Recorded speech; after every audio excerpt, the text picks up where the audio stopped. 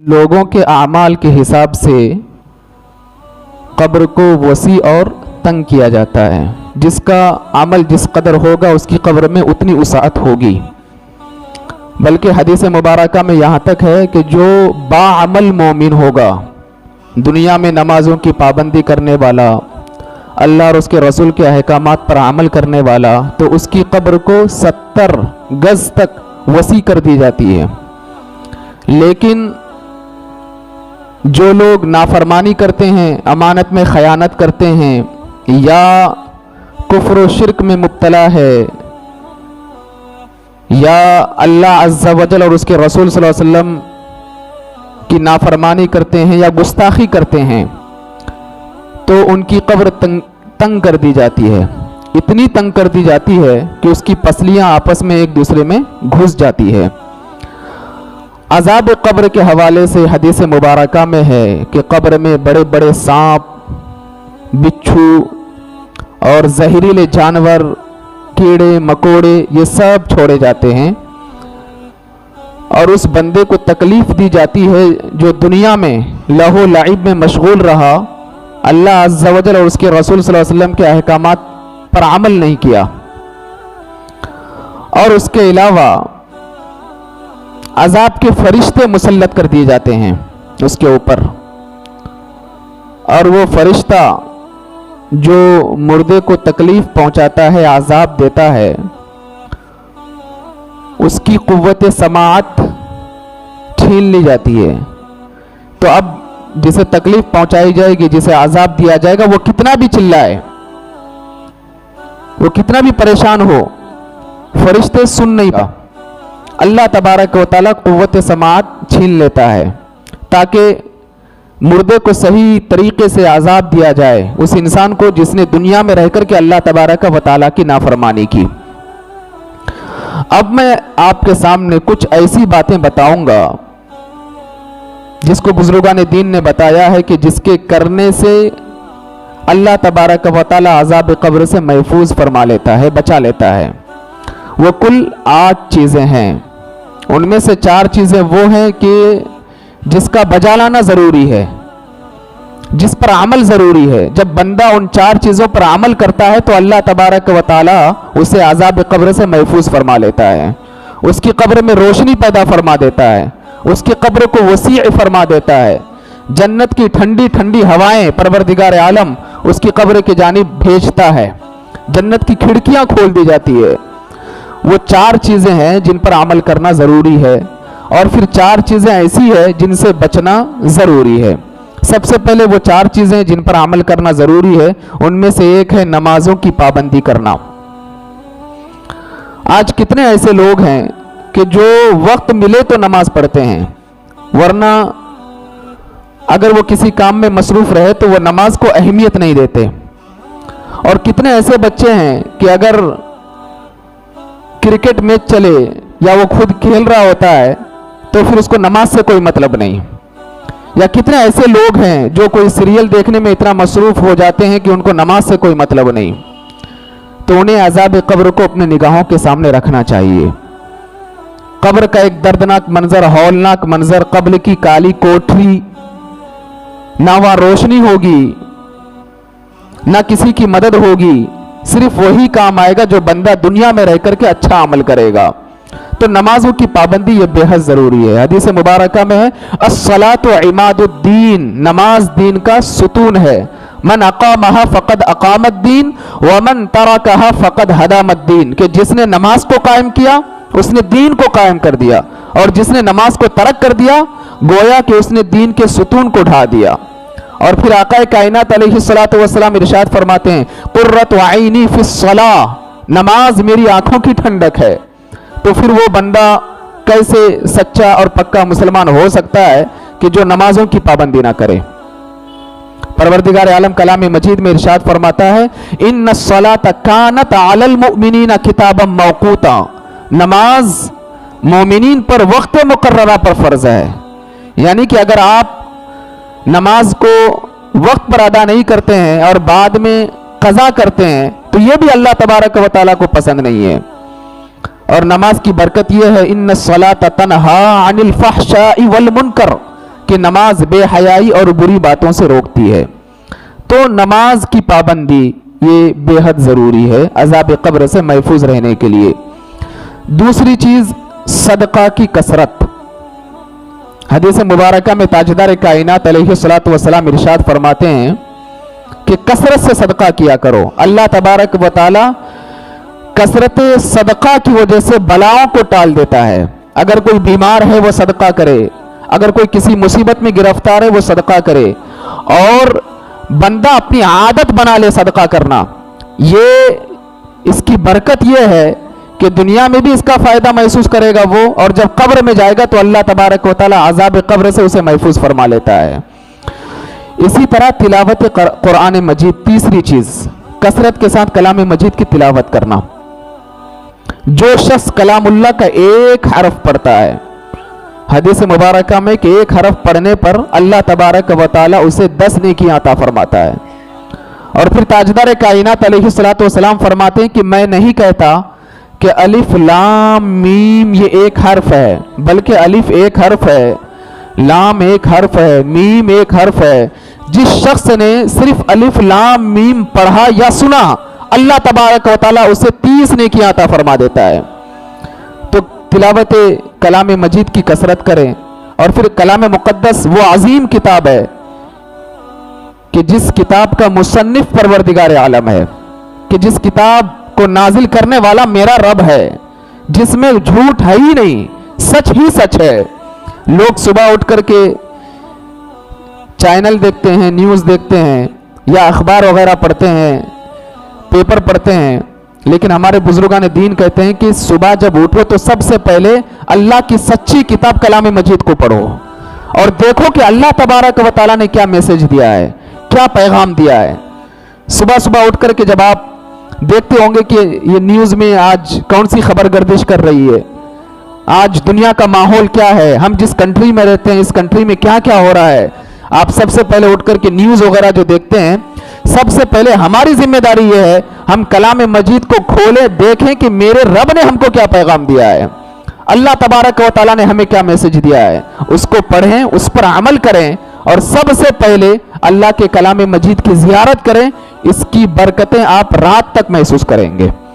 چوتھی چیز جس کے کرنے پر اللہ تبارک و تعالی عذاب قبر سے محفوظ فرما لیتا ہے، وہ ہے تسبیحات کی کثرت کرنا۔ اب تسبیحات کیا کیا ہے؟ سبحان اللہ ہے، الحمدللہ ہے، اللہ اکبر ہے، اس کو تسبیح فاطمی کہتے ہیں۔ اس کی تو بڑی برکت ہے تسبیح فاطمی کی، کہ حضرت سیدہ فاطمہ زہرا رضی اللہ تعالی عنہا، آقا کائنات علیہ الصلوۃ والسلام کی لاڈلی شہزادی، لاڈلی بیٹی، یہ اپنے گھر کا سارا کام خود سے کیا کرتی تھی، جبکہ جنتی عورتوں کی سردار، اتنا عظیم مقام۔ ایک دن سیدنا علی مرتضی رضی اللہ تعالی عنہ نے دیکھا کہ ہاتھ میں چھالے پڑ گئے ہیں، مشکیزہ اٹھایا تو پیٹھ میں جو ہے داغ پڑ گیا ہے، تو سیدنا علی مرتضی رضی اللہ تعالی عنہ نے فرمایا کہ جاؤ اپنے والد محترم کے پاس جا کر کے باندی مانگو، جو تمہارے کام میں ہاتھ بٹائے، تمہارے ہاتھ میں چھالے پڑ گئے ہیں، پیٹھ میں نشان آ گئے ہیں، اکیلے کتنا کام کرو گی۔ حضرت فاطمہ زہرا رضی اللہ تعالی عنہا جاتی ہے تو کیا دیکھتی ہے کہ ابا جان کے پاس صحابہ کرام رضوان اللہ تعالی علیہ مجمعین موجود ہیں۔ دیکھ کر کے واپس پلٹ کر کے اپنے گھر پہ چلی گئی۔ نبی کریم صلی اللہ تعالی وسلم نے دیکھ لیا تھا۔ تھوڑی دیر کے بعد نبی کریم صلی اللہ علیہ وسلم اپنے کام سے فارغ ہونے کے بعد آپ اپنی لاڈلی بیٹی حضرت فاطمہ زہرا رضی اللہ تعالی عنہا کے گھر تشریف لے کر کے جاتے ہیں، اور وہاں آنے کی وجہ پوچھتے ہیں تو سیدہ فاطمہ زہرا رضی اللہ تعالی عنہا اپنے ہاتھوں کو دکھاتی ہیں کہ میرے ہاتھوں کی یہ حالت ہو گئی ہے، ایک باندی مل جائے تو بہت اچھا ہوگا۔ آقا کائنات علیہ الصلوۃ والسلام فرماتے ہیں کہ بیٹی، وہ جو مال غنیمت ہمارے حصے میں آیا تھا میں نے لوگوں میں تقسیم کر دیا ہے، لیکن ایک عمل میں آپ کو بتاتا ہوں، اگر یہ عمل کر لو گے تو تم سکون محسوس کرو گے، ساری تکلیفیں دور ہو جائے گی۔ اب وہ عمل کیا ہے وہ میں آج آپ کو بتاؤں گا، اور آپ کو بھی یہ عمل کرنا ہے۔ آقا کائنات علیہ الصلوۃ والسلام فرماتے ہیں کہ بیٹی، بستر میں جانے سے پہلے 33 مرتبہ سبحان اللہ، 33 मरतबा अल्हम्दुलिल्लाह और 34 मरतबा अल्लाहु अकबर, ये तस्बीह पढ़ना फिर सो जाना, अल्लाह सारी थकावटों को दूर फरमा देगा। हजरत सैयदा फातिमा ज़हरा रज़ी अल्लाह ताला अन्हा कहती है, उसके बाद मैंने ये मामूल बना लिया तो मेरे जिस्म की सारी थकावट दूर हो जाया करती थी। ये तो तस्बीह की इतनी बरकत है कि अल्लाह थकावटें दूर फरमा देता है और साथ ही साथ दिलों की गंदगी को भी साफ फरमा देता है। मेरा रब फरमाता है, अला बिज़िक्रिल्लाहि तत्मइन्नुल कुलूब, कि दिलों का सुकून अल्लाह के जिक्र में है। तो ये 4 चीजें जिनको बचा लाना जरूरी है। जब ये 4 चीजें बंदा करता है तो आज़ाब कब्र से वो बंदा महफूज हो जाता है। नमाजों की पाबंदी करना, सदका की कसरत करना, तिलावत कुरान मजीद करना और तस्बीहात की कसरत करना। अब वो 4 चीजें जिनसे बचना जरूरी है वो क्या है? नंबर 1, झूठ से बचना। लानतुल्लाहि अलल कादिबीन, अल्लाह तबारक व तआला ने झूठ बोलने वालों पर लानत फरमाई है। आज तो झूठ इस कदर जुबानों पर आम है, अल्लाहु अकबर। बाप अंदर घर पे बेड पे बैठा हुआ रहता है, किसी का कॉल अगर आ गया तो बाप अपने बेटे से झूठ बोलवाता है, बोलो कि कह दो अब्बू नहीं है, जबकि बाप वहीं पर मौजूद है। जो बंदा कसरत से झूठ बोलता है अल्लाह उसकी दुआ को कबूल नहीं फरमाता, अल्लाह उसकी जुबान से बरकतें छीन लेता है। तो झूठ एक बहुत बुरी चीज है और एक बहुत बड़ा गुनाह है जिस पर अल्लाह तबारक व तआला ने लानत फरमाई है। अज़ाब कब्र से अगर महफूज होना है और बचना है तो ये झूठ, इससे बचना निहायत ही जरूरी है। दूसरी चीज, खयानत करना। कोई आपको कुछ दे तो उसकी अमानत में खयानत कर दो कि तुमने कुछ दिया ही नहीं था, तुम्हारे पास प्रूफ क्या है? आप अगर पढ़ेंगे तो आपको पता चलेगा कि नबी करीम सल्लल्लाहु अलैहि वसल्लम की आमद से कबल दिगर अंबिया कराम अलैहिमुस्सलातु वस्सलाम की उम्मतों पर जो अल्लाह ने अजाब नाजिल फरमाया, नमाज रोजा की वजह से नहीं, अमानत में खयानत करने की वजह से, रिश्वतखोरी की वजह से, सूदखोरी की वजह से, इन नाफरमानियों की वजह से अल्लाह ने दिगर अंबिया कराम अलैहिमुस्सलातु वस्सलाम की उम्मतों पर अजाब नाजिल फरमाया है। ये तो सदका है आका कायनात अलैहिस्सलातु वस्सलाम का कि हम अजाब से महफूज हैं, वरना आज अक्सर लोग अमानत में खयानत करते हैं। अक्सर लोग, इल्ला माशाअल्लाह कोई बचा रहे, भाई बहन के साथ अमानत में खयानत कर बैठता है, बहन भाई के साथ अमानत में खयानत कर बैठता है, बल्कि मौका मिलने पर बेटा बाप के साथ अमानत में खयानत कर बैठता है। तो अमानत में कभी खयानत ना करें, इससे बचना है। तीसरी चीज, चुगलखोरी। ये तो बहुत बुरी बला है मुआशरे में, सोसाइटी में। आका कायनात अलैहिस्सलातु वस्सलाम इरशाद फरमाते, ला यदखुलुल जन्नत नम्मामुन, चुगलखोरी करने वाला जन्नत में दाखिल नहीं होगा। और ये चुगलखोरी करने वाला दर हकीकत आपस में लोगों को लड़ाता है। कलाम मजीद में तो यहां तक मेरे रब ने फरमाया, वला यगतब बादुकुम बादा, कि तुम एक दूसरे की गीबत मत करो। अयुहिब्बु अहदुकुम अन याकुल लहमा अखीहि मैतन फकरिहतुमुहु, क्या तुम में से कोई ये पसंद करता है कि वो अपने मुर्दार भाई का गोश्त खाए? तो इसको नापसंद करो। तो गीबत करना, चुगलखोरी करना और किसी शख्स के बारे में ऐसी बात बोलना जो उसके अंदर नहीं है, तो ये चुगली में इसका शुमार होता है। और मुआशरे में ऐसे लोगों से दूर रहने की कोशिश करो। कोई अगर आपके पास आकर के किसी की गीबत करता है तो आप खुश फहमी में ना रहना, वो किसी की गीबत आपसे कर रहा है तो कल जा करके वो आपके बारे में भी दूसरे को बताएगा। गीबत करने वाला किसी का नहीं होता है, वो शैतान का भाई होता है। गीबत करने वाला दर हकीकत हसद में मुब्तला रहता है। किसी को अच्छा काम करते देखो तो बर्दाश्त नहीं होता है, किसी को दीन की खिदमत करते देखो तो बर्दाश्त नहीं होता है, किसी को उरूज और तरक्की पर जाते देखो तो बर्दाश्त नहीं होता है, या कोई भाई तिजारती मामलात में आगे बढ़ता है तो बर्दाश्त नहीं होता है। तो वो गीबत के जरिए से लोगों के दरमियान आग लगाने की कोशिश करता है। लेकिन गीबत करने वाले के हवाले से बड़ी बड़ी वईदें आई है। उसमें से मैंने एक हदीस आपको बताई, ला यदखुलुल जन्नत नम्मामुन, कि अल्लाह तबारक व तआला गीबत करने वाले को जन्नत में दाखिल नहीं फरमाएगा। ایک انسان نماز پڑھے غیبت کرے تو پھر اس کی نماز کا کوئی مطلب نہیں. ایک انسان روزہ رکھے غیبت کرے تو پھر اس کے روزے کا کوئی مطلب نہیں. ایک انسان زکوٰۃ دے پھر غیبت کرے, حج کرے غیبت کرے, تو اس کی ساری عبادتیں اللہ اس کے منہ پر مار دیتا ہے. کیونکہ دو مسلمانوں کے درمیان لڑائی کرانے والا وہ کسی شیطان سے کم نہیں ہو سکتا. تو غیبت یہ بہت بری بلا ہے اور بہت عظیم گناہ ہے. اس سے بچنا نہایت ہی ضروری ہے. جب کوئی بندہ غیبت پر قابو پا لیتا ہے تو سمجھ لو کہ وہ عذاب قبر سے محفوظ ہو جائے گا. میں نے کتنے ایسے صحابہ کرام کے حوالے سے پڑھا جو اپنے منہ میں کنکر رکھ دیتے تھے کہ کہیں ایسا صرف بولنا نہ پڑے, منہ میں کنکر رکھ دیتے تھے, کہیں ایسا نہ ہو کہ کسی کے حوالے سے میں وہ بات بول دوں جو غیبت میں شمار ہو جائے. اس سے بچنے کی کوشش کرتے تھے. چوتھی چیز جس سے بچنا نہایت ہی ضروری ہے وہ ہے پیشاب کے چھینٹے. جیسا کہ میں نے جمعہ کے بیان میں بھی بتایا کہ کچھ لوگ جو پینٹ وغیرہ سلاتے ہیں وہ انکمفرٹیبل ہوتا ہے, تو پھر جب وہ پیشاب کرنے جاتے ہیں تو وہ چھینٹے اڑ کر کے ان پر گر جاتا ہے اور ان کا کپڑا ناپاک ہو جاتا ہے, انہیں پتہ بھی نہیں چلتا ہے. آقا کائنات علیہ الصلوۃ والسلام ارشاد فرماتے ہیں فإن عامۃ عذاب القبر, میں نے اکثر لوگوں کو عذاب قبر میں ملوث جو نظر پایا وہ اس وجہ سے پایا کہ وہ پیشاب کے چھینٹوں سے نہیں بچتے تھے. تو پاک رہنا ہمیشہ یہ برکت نازل ہونے کا سبب ہے. تو یہ چار چیزیں ایسی ہیں جن سے بچنا ضروری ہے.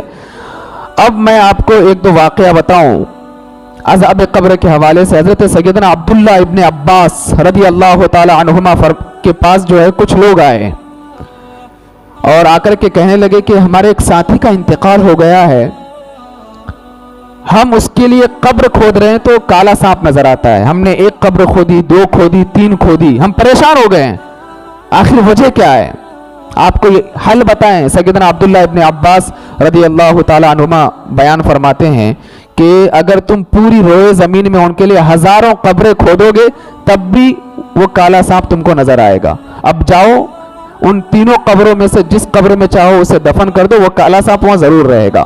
ان لوگوں نے اسے دفن کر دیا.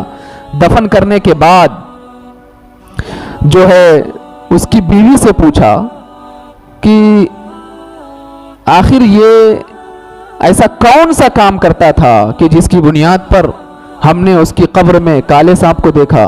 تو اس کی بیوی نے بتایا کہ یہ تو آدمی تو ٹھیک تھا, نمازوں کی پابندی کرتا تھا, دیگر دوسرے احکامات پر عمل بھی کرتا تھا, لیکن اناج میں کنکری ملا کر کے بیچتا تھا. آپ اندازہ لگائیے, نمازوں کی پابندی کرنے والا, روزوں کی پابندی کرنے والا, زکوٰۃ تک نکالنے والا, اچھے اچھے اعمال کرنے والا, لیکن اناج میں کنکری ملاتا تھا جس کی بنیاد پر اللہ تبارک و تعالیٰ نے دنیا میں ہی لوگوں کو باخبر کر دیا اور ایک سانپ کو اس کی قبر میں بھیج دیا اس کے دفن کرنے سے پہلے. آج کتنے ایسے لوگ ہیں جو لوگوں کو ٹھگنے کی کوشش کرتے ہیں, اپنے کاروبار کے ذریعے سے ہو یا جھوٹ بول کر کے ہو. انہیں عذاب قبر کو اپنی نگاہوں کے سامنے رکھنا چاہیے. اسی طرح حضرت عمر بن دینار فرماتے ہیں کہ مدینے میں ایک شخص کی بہن کا انتقال ہو گیا. اس کو دفن کرنے کے لیے لے کر کے گئے قبر میں, تو اتفاق سے روپیوں کی جو تھیلی تھی اس کی قبر میں گر گئی. ان کو پتہ ہی نہیں چلا, واپس یہ گھر پر آ گئے اور گھر میں جا کر کے دیکھا تو بعد میں ان کو یاد آیا کہ روپیوں کی تھیلی جو ہے قبر میں گر گئی ہے. گئے قبر کو کھودنا شروع کیا تو روپیوں کی تھیلی مل گئی. تو اس کے بھائی نے کہا کہ تھوڑا سا اور کھودو, دیکھتے ہیں بہن کی کیا حالت ہے. اور قبر کو کھودا تو کیا دیکھتے ہیں وہ لوگ کہ اس کی بہن عذاب قبر میں مبتلا ہے. بھڑکتے ہوئے آگ کے شعلے دیکھ کر کے لوگ ڈر گئے, جلدی سے قبر پر مٹی ڈالی اور واپس اپنے گھر میں چلے گئے. اور جا کر کے اپنی ماں سے جا کر کے بھائی نے پوچھا کہ بہن کا ایسا کون سا کام تھا کہ جس کی بنیاد پر ہم نے دیکھا وہ عذاب قبر میں مبتلا ہے. اس کی ماں جو بات کہتی ہے اس کو دھیان سے سنیے. اس کی ماں کہتی ہے نماز وغیرہ تو پڑھتی تھی، رات میں جب لوگ اپنے اپنے گھروں میں سو جاتے تھے یہ دیواروں پر کان لگا کر کے سنتی تھی کہ کون کیا بولتا ہے، کس کے بارے میں کیا بولتا ہے، کون کیا بول رہی ہے، پھر وہ باتیں سن کر کے دوسروں کو جا کر کے بتاتی تھی۔ مطلب یہ کہ وہ چغلی کرتی تھی جس کی بنیاد پر آج وہ عذاب قبر میں مبتلا ہے۔ آپ اندازہ لگائیے، یہ چغلی بہت بری بلا ہے، اسے اپنے اندر پیدا ہونے نہ دے۔ اگر آپ میں سے کسی کی یہ عادت ہے تو عزم مصمم کر کے اٹھیں کہ ہم کو یہ دور کر لینا ہے، اس سے کسی کا بھلا نہیں ہے، لیکن سب سے زیادہ نقصان اسی شخص کا ہے جو چغلی کرتا ہے، سب سے زیادہ نقصان ہے۔ اس لیے ایک بات ہمیشہ دماغ میں رکھیں، یہ جو ہماری زندگی ہے یہ چند روزہ زندگی ہے، شاید میں چند روزہ بھی زیادہ بول رہا ہوں۔ یہ زندگی کی اینڈنگ کب ہو جائے، کب یہ زندگی ختم ہو جائے، کسی کو کچھ نہیں پتا۔ لا یستأخرون ساعۃ ولا یستقدمون، موت نہ ایک سیکنڈ آگے آتی ہے نہ ایک سیکنڈ پیچھے آتی ہے، وقت مقررہ پر موت آتی ہے، اور کب کس کی موت آئے گی یہ کسی کو نہیں پتا ہے۔ زندگی ہے آپ کے پاس، موقع ہے، اللہ نے صحت دی ہے، طاقت دی ہے، توانائی دی ہے، پروردگار عالم نے آپ کو بیماریوں سے محفوظ رکھا ہے، تو مرنے سے پہلے زیادہ سے زیادہ عبادت کریں، ہر اس کام کو بجا لانے کی کوشش کریں جو قبر میں آپ کے لیے نفع مند ہو، اور ہر اس کام سے بچنے کی کوشش کریں جو قبر میں آپ کے لیے نقصان دہ ہو۔ کیونکہ ایک بندہ جب مر جاتا ہے نا، مرنے کے بعد وہ اگر سوچے کہ میں کلمہ شہادت پڑھوں، وہ سوچے کہ میں تسبیح پڑھوں، وہ سوچے کہ میں کلام مجید کی تلاوت کروں اور اس کا فائدہ حاصل کر لوں، اسے کہا جائے گا اب تجھے کچھ عمل کرنے کی اجازت نہیں ہے، یہ دنیا دارالعمل ہے، قبر دارالعمل نہیں ہے، وہ تو دارالجزا ہے۔ دنیا میں جو کچھ کرو گے اب وہاں اس کا بدلہ دیا جائے گا۔ اللہ نے جو زندگی عطا کی اسے غنیمت سمجھو۔ آج اگر بیماریوں سے محفوظ ہو تو سجدہ شکر ادا کرو۔ آج اگر 2 وقت کے لیے آپ کے پاس کھانے پینے کے لیے روزی روٹی ہے تو اللہ کا شکریہ ادا کرو کہ اللہ تبارک و تعالیٰ نے آپ کو بہت اچھی حالت میں رکھا ہے، ورنہ ہمارا جو عمل ہے، ہمارا جو کردار ہے، ہم تو اس لائق بھی نہیں ہے کہ ہم کو پانی میسر آئے، ہم تو اس لائق بھی نہیں ہے کہ ہمیں ایک وقت کی روزی روٹی مل جائے، کیونکہ ہم گناہوں میں ڈوبے ہوئے ہیں۔ لیکن اللہ تبارک و تعالیٰ اپنے بندوں کو موقع عطا فرماتا ہے، بار بار موقع عطا فرماتا ہے، بلکہ کلام مجید میں کہیں اپنے بندوں کو اپنے حبیب کے ذریعے سے متوجہ کرواتا ہے، قل یا عبادی الذین اسرفوا علی انفسہم لا تقنطوا من رحمت اللہ، اے محبوب آپ میرے ان بندوں سے فرما دیجئے جنہوں نے اپنی جانوں پر ظلم کیا ہے وہ میری رحمت سے مایوس نہ ہو۔ اگر وہ آج بھی سچے دل سے توبہ کر لیں گے، میری بارگاہ میں آ جائیں گے، ان اللہ یغفر الذنوب جميعا، میں رب ہو کر کے اس کے سارے گناہوں کو معاف فرما دوں گا۔ تو اب وقت ہے گناہوں سے توبہ کرنے کا۔ یہ ہفتہ واری اجتماع کرنے کا مقصد ہی یہی ہے کہ اپنے دل کو پاک و صاف کریں، کیونکہ وہ وقت بہت قریب ہے جس کا حضرت اسرافیل علیہ السلام انتظار کر رہے ہیں، منہ میں سور لے ہوئے ہیں، وہ منتظر ہیں کہ کب رب کا حکم ہو اور میں وہ سور پھونک دوں اور ساری کائنات تباہ ہو جائے۔ میدان محشر کا جب منظر قائم ہوگا، اللہ اکبر، کہ جس نے ظلم کیا ہے اللہ تبارک و تعالی مظلوم کے نامہ اعمال میں اس کی جتنی نیکیاں ہیں ظالم کی، مظلوم کے نامہ اعمال میں اللہ تبارک و تعالی جمع فرما دے گا۔ اگر نیکیاں نہیں ہیں تو مظلوم کے گناہوں کو پروردگار عالم اس کے سر پہ ڈال دے گا، اور گناہوں کا بوجھ اتنا آسان نہیں ہے۔ اس لیے اللہ تبارک و تعالی نے جو زندگی عطا فرمائی اس کو غنیمت جانیں، اور موت سے پہلے اپنے آپ کو تیار کر لیں، قبر کی تیاری کریں، میدان محشر کی تیاری کریں، اور ہمیشہ اپنے ذہن و دماغ میں اس بات کو رکھیں کہ کل جب میں مولا کی بارگاہ میں حاضری دوں گا تو مجھے شرمسار نہ ہونا پڑے۔ جب میں رسول اللہ صلی اللہ علیہ وسلم کی بارگاہ میں جاؤں گا اور نبی کریم صلی اللہ علیہ وسلم سے میرا آمنا سامنا ہو جائے تو میں فخر سے اپنے سینے کو تان کر کے میرے آقا کی بارگاہ میں عرض کر سکوں کہ یا رسول اللہ، آپ نے جن کاموں کا ہمیں حکم عطا فرمایا تھا ہم نے ان سارے کاموں کو بجا لایا ہے۔ تو یہ ہماری اور آپ کی سب کی ذمہ داری ہے۔ میں اللہ رب العزت کے بارگاہ میں دعا کرتا ہوں کہ پروردگار عالم اپنے حبیب علیہ الصلوۃ والسلام کے صدقے ہم سب کو قبر اور آخرت کی فکر کرنے کی توفیق عطا فرمائے۔